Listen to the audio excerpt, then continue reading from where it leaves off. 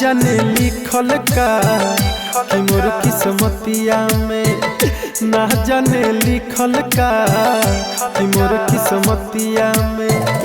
तूरे ला दिलवा लो हमार हर बतिया में, ना जाने लिखल का कि मोर किस्मतिया में, ना जाने लिखल का कि मोर किस्मतिया में।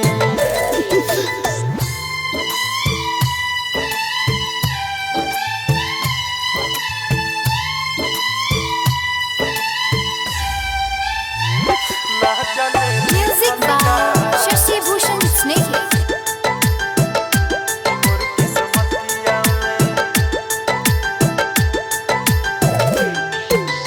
ऐसे होई त मोहरब एक दिन जान से, इहे पूछब जाके भगवान से। काहे खातिर दुनिया में भेजवला हो, लिखल ना किस्मतिया मोर ध्यान से।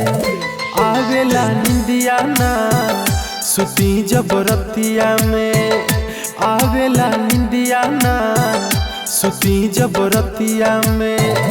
तूरे ला दिलवा लो हमार हर बतिया में, ना जाने लिखल का कि मोर किस्मतिया में, ना जाने लिखल का कि मोर किस्मतिया में।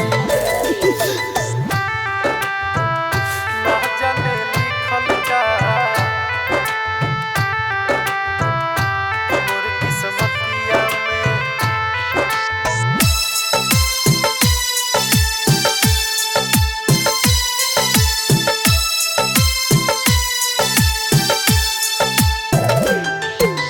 रोवत रही दिल में बैतना गम हो, कितना दीपक सहेला सितम हो।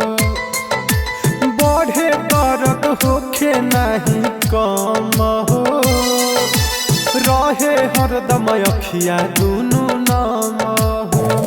राइटर मनोज हो जिहिले दुर्गतिया में, राइटर मनोज हो जिहिले दुर्गतिया में।